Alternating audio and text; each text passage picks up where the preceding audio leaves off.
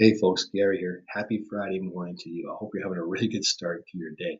Man, if you were outside though just a little while ago, you probably saw a pretty good weather system go through.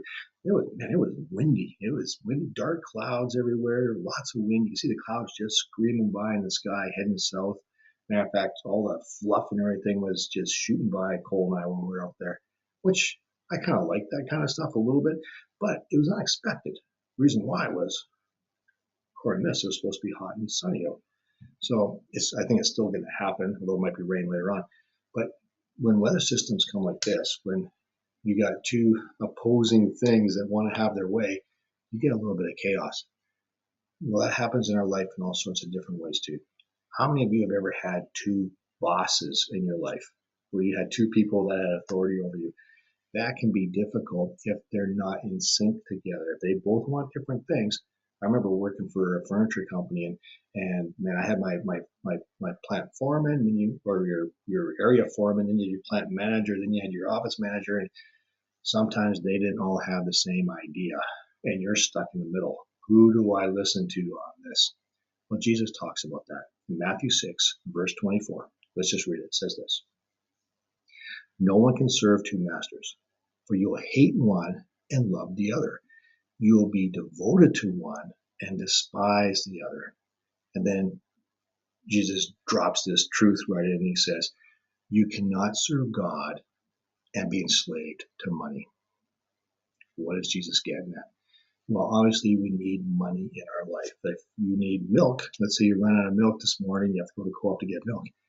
You just can't go down to Co-op with, I don't know, a bag of chips and say, I'll trade you. That kind of thing is not going to work. You're going to need like $4.95 or whatever it is now and get your thing of milk. You're going to need money to do that. You're going to need money to buy a house, to buy a car, to put gas in your car, all those kind of things. You need that. But God knows you need that. But what this is saying is don't be enslaved to it. Don't let it determine all the things in your life. Like, oh man, I gotta do this, I gotta do that, I gotta get that money.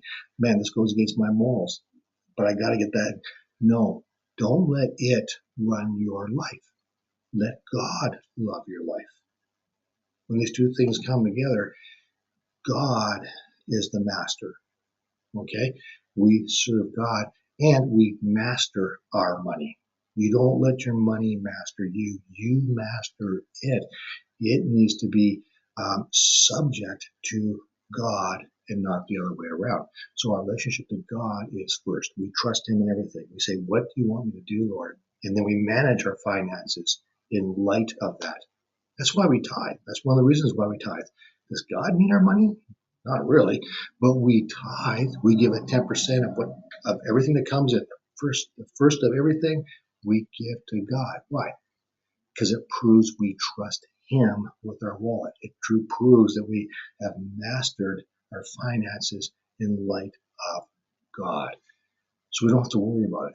We can trust God will take care of all our needs, and He'll supply us what we need, like money, in order to maintain our life, to maintain a decent lifestyle, in order to succeed in this world. But we manage it.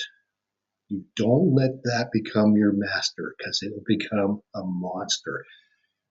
We bring it into subjection to God, and He's our master. We're going to talk about that more as we dive into Matthew chapter 6 about trusting God for everything in our life. So go out and have an awesome day. And I don't know what to tell you about the weather, but it's good. Yeah, nice of it rain later this afternoon, but who knows? Anyways, have a great Friday. We'll see you tomorrow.